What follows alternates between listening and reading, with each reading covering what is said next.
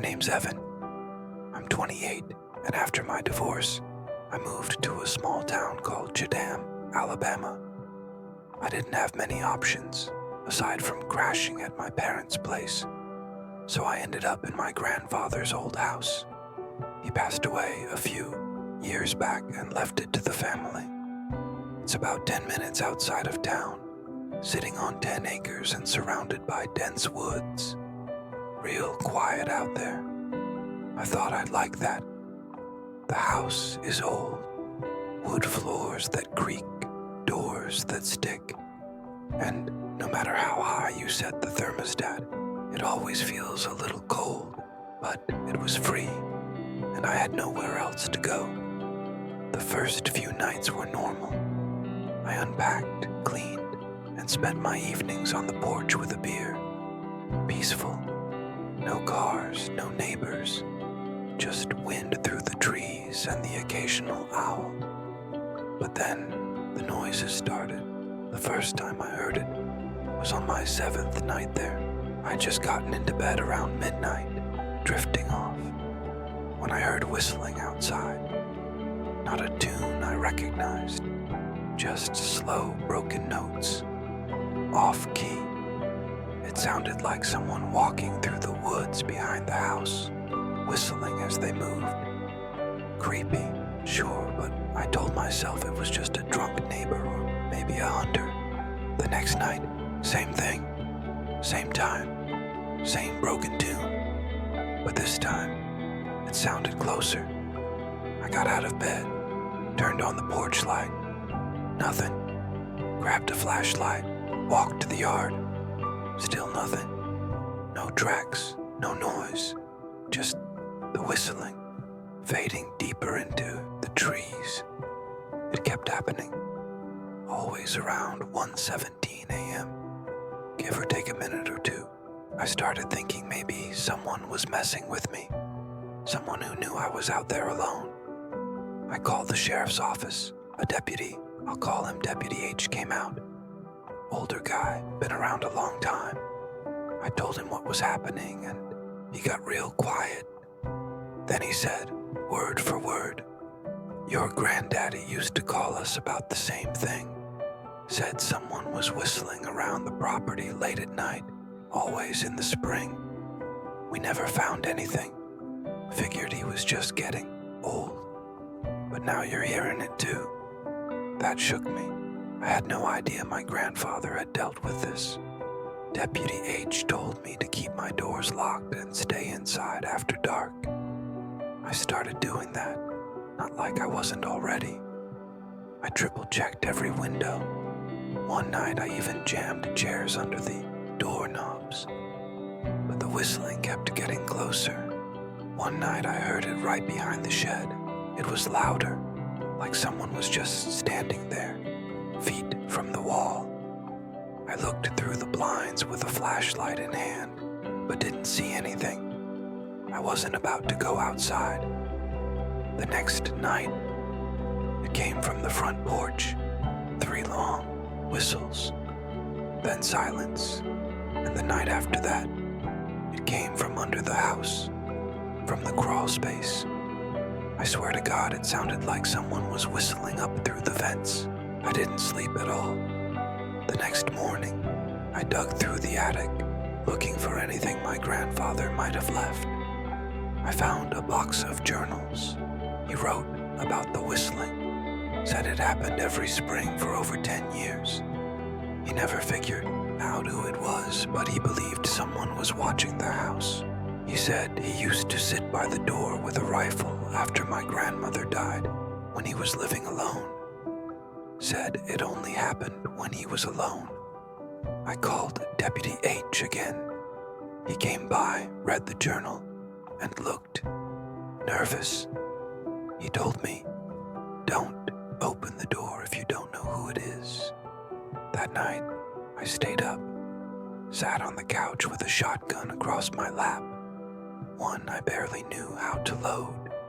At exactly 1:17 a.m., the whistling started, but this time, it was coming from inside the house, from the hallway. I froze, The hallway light was off, but I could hear it, step by step, whistling, getting closer. I stood up, aimed the shotgun, and shouted, "Who's there?" The whistling stopped. I flipped the hallway light on. Nothing there. No one. I didn't sleep again. It was one of those old wooden houses where the floors creak when you breathe too hard, and every door has its own way of sticking shut. No matter how high I cranked the heat, the place stayed cold. But it was free, and I needed a reset. For the first few nights, things were peaceful. I unpacked, cleaned, sat on the porch in the evenings with a beer, listening to the wind through the trees and the occasional owl. But then, the whistling started. The first time I heard it, I had just climbed into bed. It was around midnight. Just as I started to doze off, I heard a strange, off-key whistling drifting through the woods behind the house. It wasn't a tune I recognized, just slow, broken notes. I figured it was some hunter, or maybe a drunk neighbor wandering too far. The next night it came back. Same time, same tune, but closer. I got up, turned on the porch light, and stepped outside with a flashlight. Nothing. No movement. No tracks.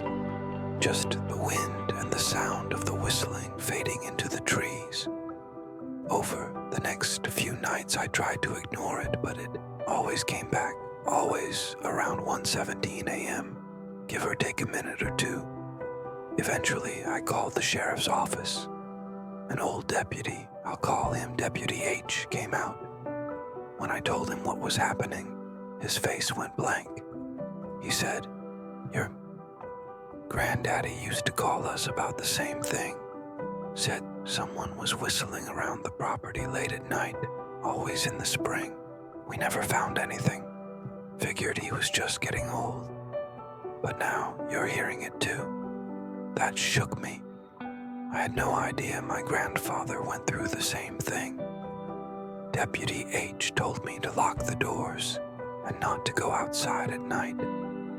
I already had been, but now I was double-checking windows, putting chairs under the doorknobs. And still, the whistling got closer. One night it came from behind the shed, another from the front porch. 3 slow whistles right outside the door. Then, one night, I swear it came from under the floorboards, from the crawl space. That day, I searched the attic and found a box of my grandfather's journals. He'd written about the whistling. It started after my grandmother died, happened every spring, always when he was alone. He kept a rifle by the door at night. I called the Deputy H again. He came out, read the journal, and said only this: "Don't open the door, no matter what."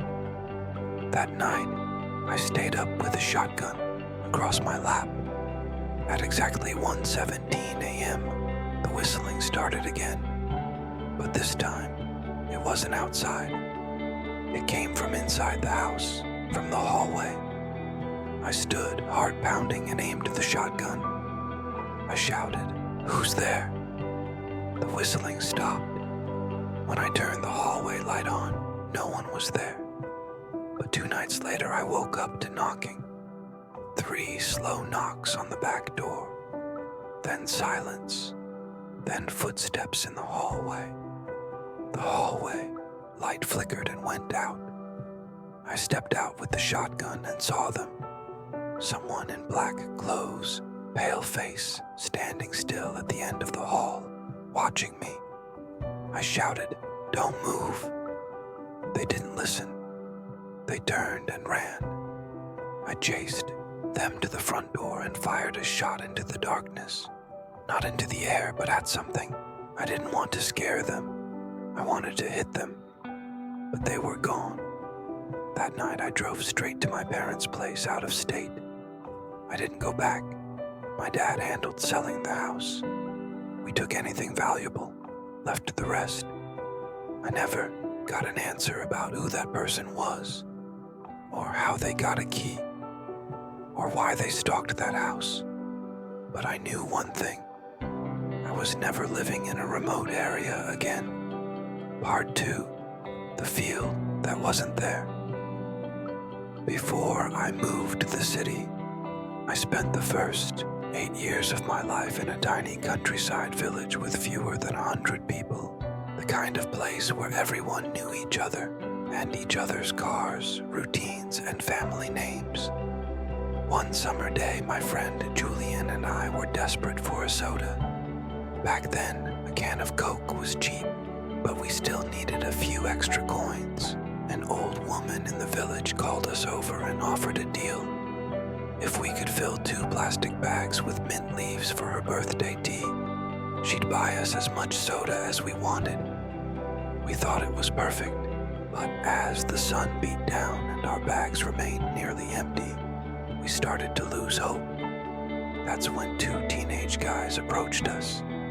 To our 7-year-old eyes, they looked massive, tall, dressed all in black, tight pants, oversized hoodies. They looked out of place, and despite their friendly voices, something felt off. They asked, "Are you kids alone?" Julian glanced at me and made a subtle hand gesture, something I didn't understand at the time. For the next 2 nights it went quiet. No sound, no movement. I thought maybe it was over. I was exhausted, sick with stress. But then came the 3rd night. I went to bed just after midnight, left the hallway light on. At exactly 1:17 a.m., I woke up to something new, knocking. 3 slow knocks, coming from inside the house, from the back door. Then silence. I didn't move. I lay still, listening. A minute later, I heard the floorboards creak in the hallway. Then another. Someone was walking. The hallway light went out. I grabbed my shotgun, heart pounding, and stepped into the hall. It was pitch dark, but at the far end, I saw something. A person, dressed in black, pale face, just standing there watching me. I raised the shotgun, hands shaking, and shouted, "Don't move!" The figure started to shift, lifted one leg, like they were about to run. "Stop!" I screamed. They bolted, heavy footsteps thudding through the house, out the front door, into the night. I ran out and fired a shot, not into the air, but straight ahead, into the dark. I yelled, "Don't come back!" The shot echoed off the house and trees. My ears rang. I locked everything, jumped in my truck, and drove into town. Slept in the cab that night. The next morning, Deputy H came out again. The front door, unlocked, no signs of a break-in, no damage. But that was enough. Whoever that was, they had a key. Nothing was stolen, but Deputy H told me, off the record, that I should change the locks. And he added, "If I were you, I'd get out of that house. Somebody out there hasn't liked anyone living there alone." After everything happened, my parents asked what was going on, and Julian was the one who spoke. My mouth was paralyzed with fear. I couldn't say a word. Julian lied, of course. He told them I didn't want to go, that he was the one who trusted those guys. The woman, his mom, scolded him harshly, calling us both reckless, but placing most of the blame on him. He wasn't allowed outside for a month after that. As for me, I needed a lot more time to recover. We never found out who those men were or what they wanted. But now, looking back, with adult eyes, I can guess, and that doesn't sit well with me. We were running downhill fast. At any moment I could have tripped. One wrong step, and I might not have gotten away if it weren't for Julian, who's now my boyfriend. I don't want to imagine what might have happened. When I was little, my parents both worked a lot, 2 jobs each, just to make ends meet for me and my older brother, Cameron. They couldn't be home much, so they hired a babysitter through a website. Her name was Michelle, early 20s, white, with a bright smile and the energy to keep up with the 2 kids. Cam and I were 7 and 8, and we loved Michelle. She played games with us, helped with our online school, and made every day feel like a play date. Then summer came. My parents, wanting to give Michelle a break, told her to take the summer off. They didn't want to go through the trouble of finding someone new, so they decided to drive Cam and me out to our grandparents' place in Texas. They lived in the countryside, far from everything, but they had land, animals, trees, fresh air.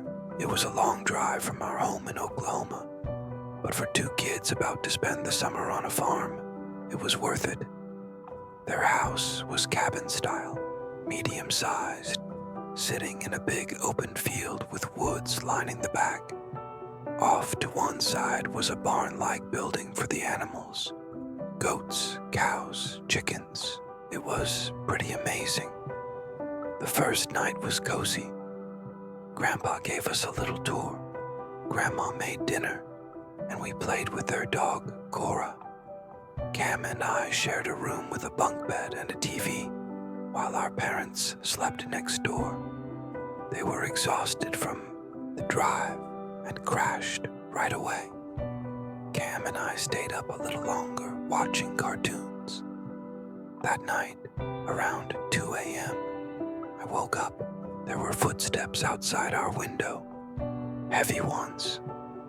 The blinds were shut, so I couldn't see. Cam didn't hear anything. The TV was still playing, and he's a heavy sleeper.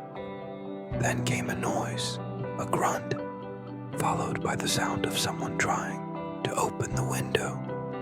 Terrified, I ran to my parents' room and woke them. They brushed it off as my imagination. We were in the country, after all. Probably just an animal, they said. But something didn't feel right. The next morning, everything seemed normal. Grandma was making breakfast. My parents were packing up to head home. After they left, Grandpa took us to feed the animals.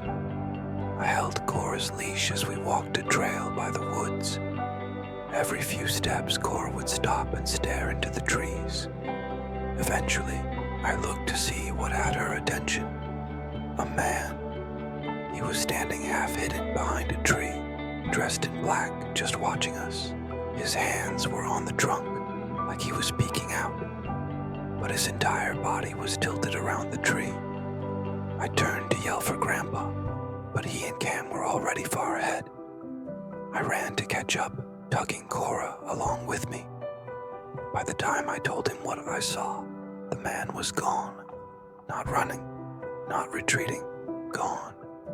Like he was never there. Grandpa's face was tight, concerned. He told me it was probably a deer I'd startled, but I could tell he didn't believe that either. We went back inside. The rest of the day was peaceful.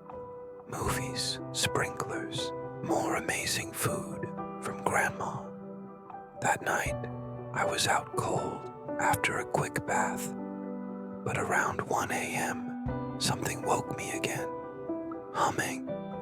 Someone was humming the Cyber Chase theme song, the one playing on our TV. The sound was right outside our window. Cam didn't stir. I thought, maybe it's Grandpa. Maybe he's outside smoking and heard the show through the glass. Grandpa, I called. The humming stopped. 30 seconds passed. Then a voice. Hey, it's Grandpa. Come out here, kid. I want to show you something cool. I believed him. I was a kid. I wanted to believe. I slipped on my shoes, crept outside. The night sky was beautiful. Stars everywhere. And there by my window stood Grandpa. He held out his hand.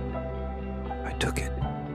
He said nothing as we walked, just led me slowly toward the barn. I tried talking, asking questions. No answer.